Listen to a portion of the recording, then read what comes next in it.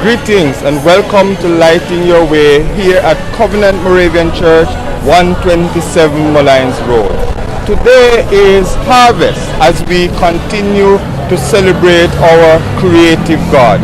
Come and join us in worship as our speaker today is the very Reverend Father Franklin Jackson, Anglican pastor of the St. Margaret's Cure of Churches. Come and join us as we celebrate our God in harvest.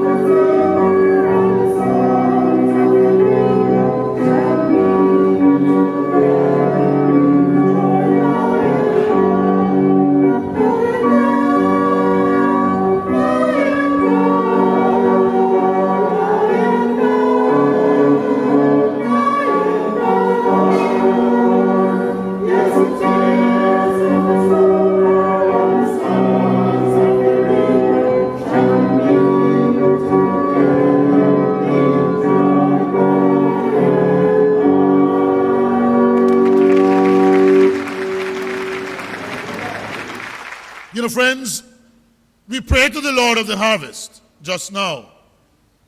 And I'm conscious that we, the people of the harvest, need to remind ourselves that we are not the Lord of the harvest. Yes, there is a harvest. We are the people of the harvest, but there is a Lord of the harvest. And somehow we have got things mixed up. Because if I ask you, why have we come here today? You will tell me, Bishop Stein and friends, that you are here because it's harvest time. And you come to bring food and fruit and gifts and talents to God. Wonderful. But let me tell you something. God never eat a ripe banana yet. Never eat a ripe banana. Him don't know how tomato taste. Never taste it. Because him don't need it. And what I know, and I'm sure, Bishop Stein, in the Moravian Church, it doesn't happen, that when people bring things to harvest, it causes quarrel. I know people who leave church because of harvest. Because you say, that you sell me sitting for. You know how much money me pay for that? It can't sell for that. Before so me take it up and go back home. So the child of God, who is a child of the harvest, bring to the Lord of the harvest something and take it back, and carry it, go back home. Then I'm sure you're going to have a sale, no? I said in my church, not a thing will happen like that. No sale of any harvest gift. If it belongs to God, it belongs to God. Give it away. Give it away. And I said to my church, I will take out of my pocket any amount of money you would make from this harvest sale and give to the church, but take everything that has been given to God and give it to God's people.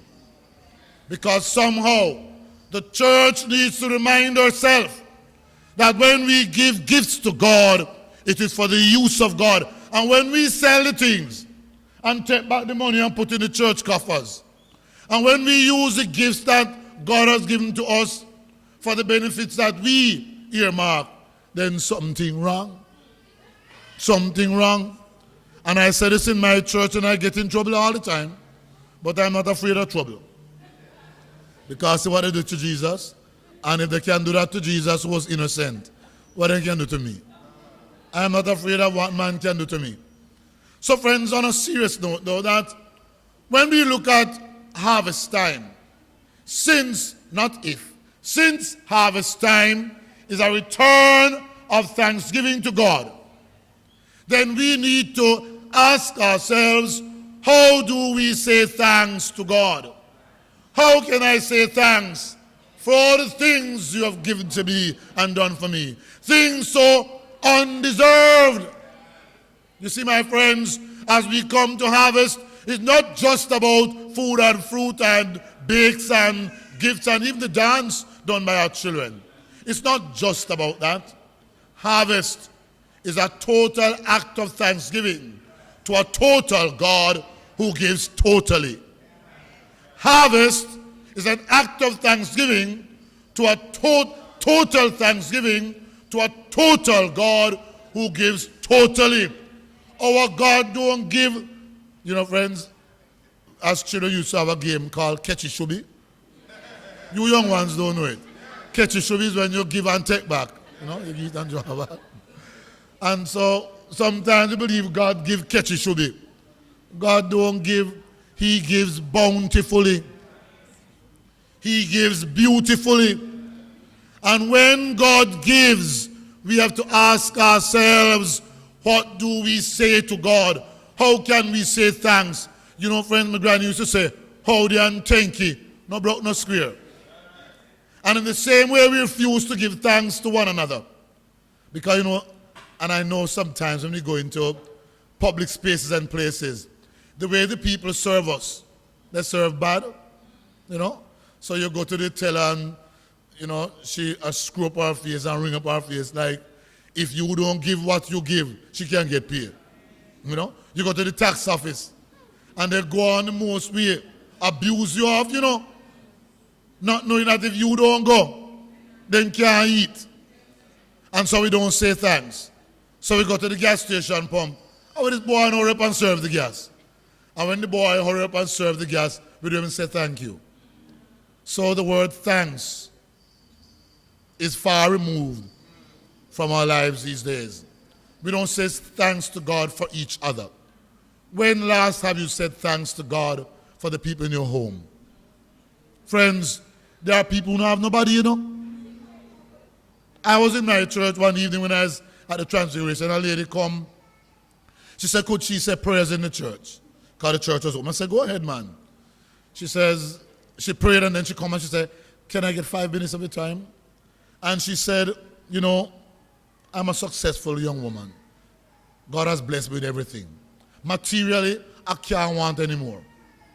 She said, I have house, car, I have business car that I don't have to put gas in there.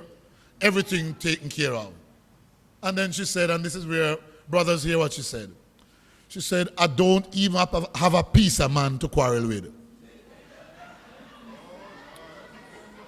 Well, I had to correct her very quickly. I said, my dear sister, 2 things. Men are not pizza. And the only thing we're good for is not a quarrel. But here is it, this young woman said, she don't even have somebody to quarrel with. We have people in our lives, and sometimes them kind of, get on the wrong side of we, and we want to vex with them. And so we don't even remember to say thanks. There's a song, children. Do you know the song? It says, I'm nobody's child. Of the woman, the child in her home, and says, people come for children to take them as their own, but they all seem to leave me, and I'm left here all alone. I know they'd like to take me, but when they see I'm blind, they always take some other kid, and I'm left behind. I'm nobody's child. I'm nobody's child. Just like a flower, I'm growing wild. No mommy's kisses, no daddy's smiles. Nobody wants me. I'm nobody's child. Friends, there are people who have no one around them. And so we who have people around us, we must say thanks to them and thanks for them. Because were it not for them, sometimes God knows. A friend of mine fell ill recently, lives alone. His children are overseas, and after his wife died, said he'd stay alone. And he collapsed in the house and died.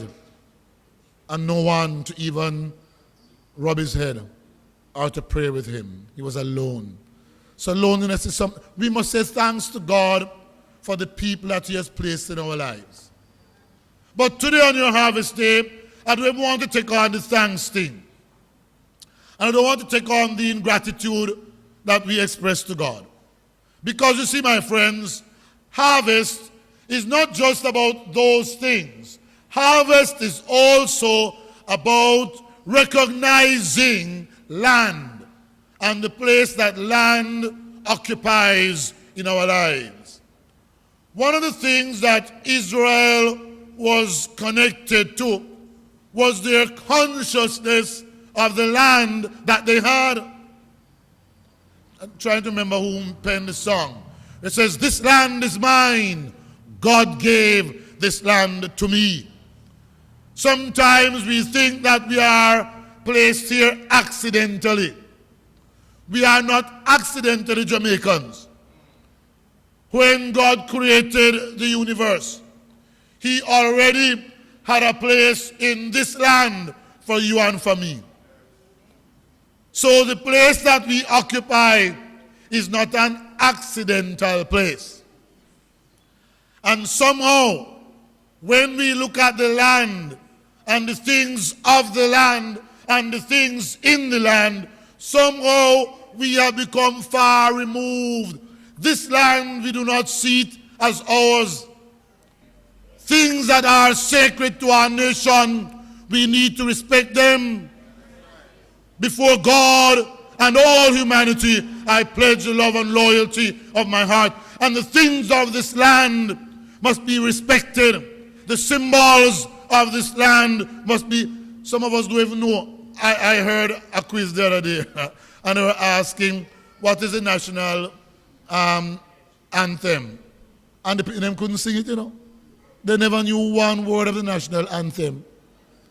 Now, if that happens, then we have to ask ourselves, how have we come to that place? Children live what they learn. Harvest is about the land. In the writings of Deuteronomy, the Deuteronomist was bringing to the minds of the people something about the land. Hear what he says from verse 7. He says, for the Lord your God is bringing you into what? A good land. A land of brooks, of water, of fountains and streams that flow out of valleys and hills. A land of wheat and barley, of vines and fig trees and pomegranates. A land of olive oil and honey. A land which will you eat bread without scarceness, in which you will lack nothing. A land whose stones are iron, and out of whose hills you can dig bauxite. It's not bauxite, it's copper. When you have eaten and are full, then you will do what? Bless the Lord your God for the good land that he has given to you. My friends, I want to call Jamaica. I want to call you here at Covenant. I want to call the bishop stand every time you get up in a pulpit to preach. Call our people back to the love of this land. A land that is a good land. Friends, the last time I preached, I got in trouble. So I was at St. Margaret's, and I was preaching at a funeral. And I said, because we didn't have on any burglar bars, so I said to them that this must be the only church that don't have on burglar bars in all of Kingston. And we never have no electronic surveillance system either. And I said that in the sermon. And guess what? The next week, them come in and take out the television and set them out of the church. No sacred again. Nothing is sacred anymore. Even the sacred things. My friends, there was a time in this land when the church was safe. When I come in, I heard your electronic system going off. We just have to put on one now and buy back the TV them. Because somebody heard me that we never have an electronic system or burglar bar, and they come take it. But friends, when we look at the passage, the Deuteronomist painstakingly took the time to write out that God had given them the land. And he had placed there the things that God had given to them. We, my friends, have been given this land. We have our national flag. We have our national song. We have our national pledge. We have our national tree. We have our national flower. We have these things that speak of who we are as a people. Would to God that we would come back to that place where we become persons who are conscious of this land and the provisions that our God has put in place in this land. So we in this land need to understand that the gifts that God has given to us, he has required of us. Every time we say the prayer, all things come from you, O Lord, and of your own have we given you. I remember the story of the little boy and his father. And they're in church. And it's time to give tithes and offerings. And his father stand up there. And his father go in the pocket. And start to look. And him dig up and come up. And when the big one them come up, him drop them back. And when the smallest one come up, him take it out. And the boy say, no, daddy, it's the smallest that one. Put it back and take out the big one. The father was teaching the son that when you give to God, you can give him small change. And this nation needs to come back to the place where we remind ourselves that all things come from you, O Lord, and of your own do we give back to you. So it belongs to God. All of what is belong to God. It's Phemon first. He has given it to us so that we may use it to his glory.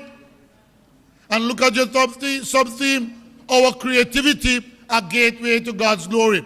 And friends, what I know is that we have ingeniously used our creativity to rob God. Because we devise all sorts and conditions of schemes. You know, so they ask, Rector, should I give on my gross or my net? I say, give to God. Because it says, bring me your tithes and offerings, says the Lord. And I will open the windows of heaven and pour down manna on you like you or your fathers never knew. So we need to come to that place where we are teaching in the land that which God has given to us is really his, and we are stewards of that bounty. What kind of steward am I? So the tithe is there, and the tire explode and mash up. What do? Do I buy the tire and forget the tithing? Or my friend says, no, Father. She's an accountant. She says, you via it. Via? The accountants know what I mean? Via it. What you do? You take the money and put it somewhere else. But you owe it back. So you take the tithe money and you buy the tire. Because you have to go to work. But remember, say, the tithe is owed. So it have to come back to God. It is God's own. So let's come back to the physical land now. Those are things in the land. When the writer is writing here in Deuteronomy, you could almost say he was writing about Jamaica. Because, friends, the first time I left Jamaica and I came back, and it's just because I was in the plane why I never stand up for the anthem. Because first time they used to play on Air Jamaica, they used to play the national anthem when we flew over Jamaica. But that stopped now, you know. We don't have no national airline anymore, so. But when you come back into the Jamaican airspace, I don't know about you, but me feel different. Once I see the coastline of Jamaica, a sense of peace come over me. A peace that I know we have enjoyed in this land. And sadly enough, the songwriter says, we thank you for this island of rivulets and isles. We hate to think that people can make her full of guile. Yes, my friends, this land has become scourged by the guile of our people. When I hear some of the crimes that are committed in Jamaica, I think Jamaicans sit down and use their ingenuity. And they have some people called lawyers. Now I say that because one is in my house. Yeah? One of our daughters is a lawyer and work with one of your members. So I'm not really knocking them. Eh? I'm not knocking them, but lawyers sit down and come with some fanciful way, you know. For thief get with money, you know. And then find some loophole in the law. So it's not only in the law, it happened in church. It happened in school. I know a school where this teacher was a vagabond. He was worse than a vagabond. And he committed atrocities upon atrocities. And when he was being tried,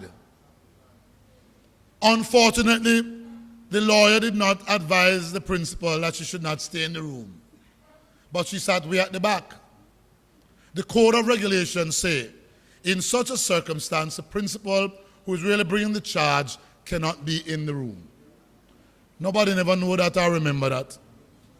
So the principal was not the round table, you know, corner. And the government come back and say, we have to reinstate the man because the law said, see that little clause? One little clause, you know. So, and it's in the church too, where we see atrocity upon atrocity, friends. We see ourselves backpedaling. We see churches happen where I had one bad case.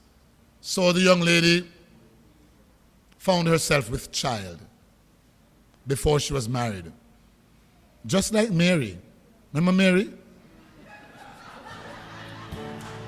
That little girl, Mary. She found herself with child. And so this poor young woman found herself with child. And she wasn't married. She sang on the choir. She taught Sunday school. She was on the church committee. She was on the outreach program. She was a cornerstone member of the church. But unmarried, she found herself with a child.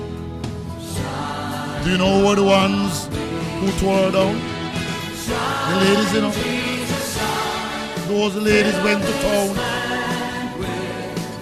And this poor young woman came to me in confession. And she said, well, Father, what should I do? I said, well, I'm asking us to resign from all these things. Now who tell me if you do that? Him have her here, I push them down with our big belly. And they went further. And he must know a who for picnic. So it happened in church, where injustice. God has given us this land, and we see in this land injustices upon friends. It can't be any better, you know.